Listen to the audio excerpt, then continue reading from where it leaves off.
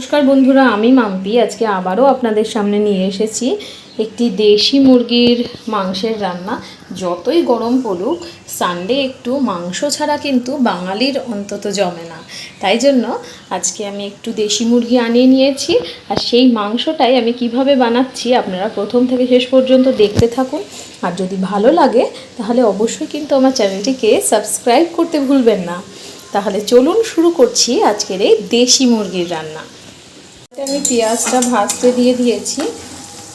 পেঁয়াজটা ভাজা হতে হতে এদিকে মাংসটা হলুদ লবণ দিয়ে মেখে রেখেছিলাম 5 মিনিটের জন্য।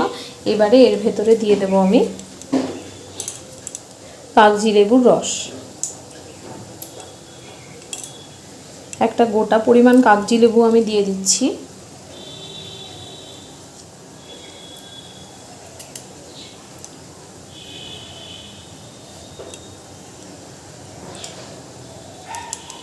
সমস্ত কাগজি লেবুটা দেওয়া হয়ে গেছে।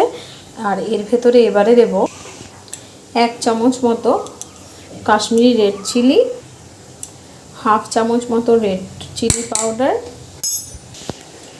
দিয়ে দেব 1 চামচ মতো জিরে আর ধনে গুঁড়ো। জিরে আর ধনেটাকে একসাথে আমি শুকনো খোলায় ভেজে ডাস্ট করে রেখেছিলাম, সেটাকেই দিয়ে দিলাম। এবার দিয়ে দিচ্ছি টক দই, প্রায় 2 চামচ মতো। এটা আমি একটু ফেটিয়ে নিয়েছি দইটা। সমস্ত কিছু দিয়ে এবার ভালো মতো মেখে নেব। পেঁয়াজটা ভাজা হতে হতে এটা ততক্ষণ আমি মেখে আরও একটুখানি রেখে দেব 5 মিনিট মতো। আপনাদের হাতে যদি সময় থেকে থাকে তাহলে আপনারা আধ ঘন্টাও এরমভাবে মেখে রেখে দিতে পারেন।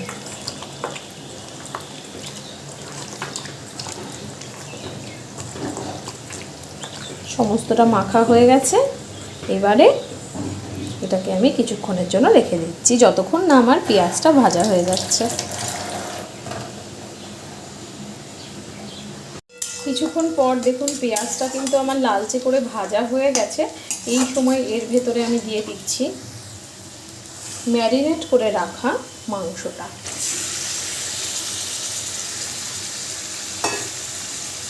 ম্যারিনেট করা মাংসটা দিয়েও ভালো করে মিশিয়ে নেব।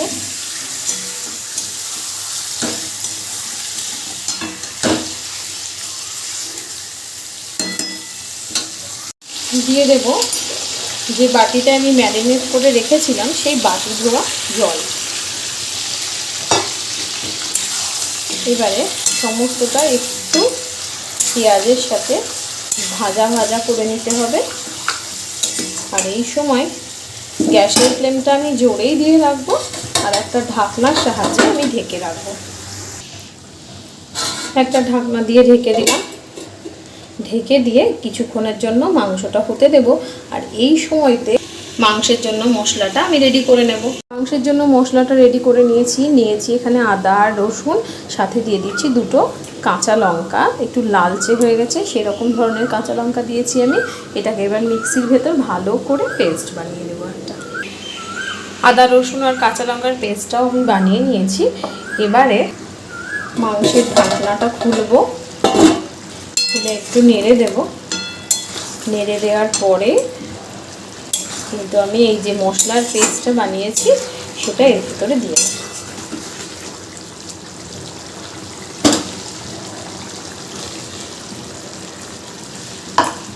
মশলার পেস্টটা দিয়ে দিলাম।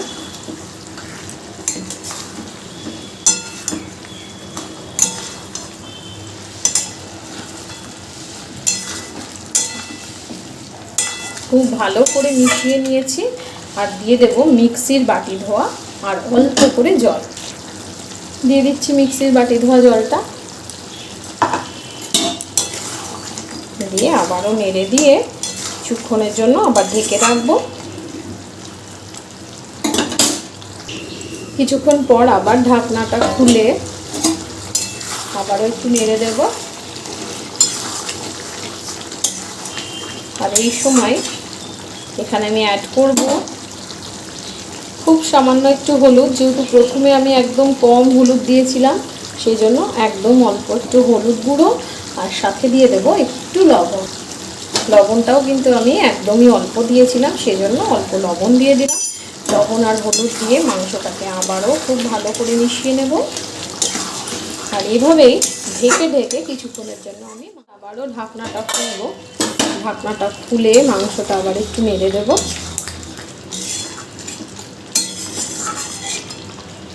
আর এই সময় দিয়ে দেবো উপর থেকে অল্প একটু ভেজে রাখা আলু। আলুটা দিয়েও খুব ভালো করে মিশিয়ে নেব।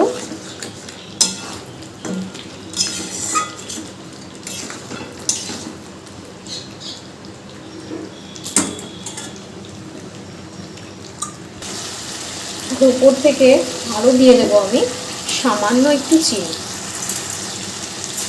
চিনিটা দেওয়ার পর আবারও মিশিয়ে নেব। এই সময় গ্যাসের ফ্লেমটা কিন্তু আমি জোরে দিয়েই রাখবো। জোরে দিয়েই মাংসটা খুব ভালো করে কষতে কষতে একেবারে মাংসটা শুকিয়ে ফেলবো।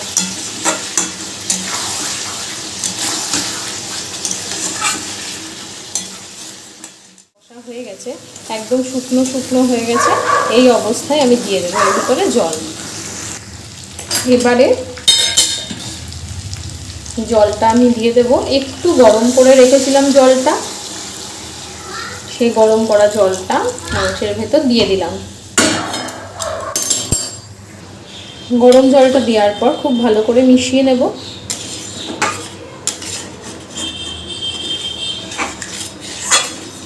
সমস্তটা ভালো করে মিশিয়ে নেওয়ার পর এর ভেতরে দিয়ে দেবো আমি 4টে কাঁচা লঙ্কা উপর থেকে দিয়ে দিলাম। এটা পুরো গোটাই রেখেছি আমি, লঙ্কাটাকে চিড়ে দিইনি কোনো রকমভাবেই। আর এবারে একটা ঢাকনার সাহায্যে আবারও ঢেকে দেবো কিছুক্ষণের জন্য, যতক্ষণটা মাংসটা সেদ্ধ হয়ে নিয়েছি। এখানে একটু গরম মশলা, সেটা ভালো করে বেটে নেব।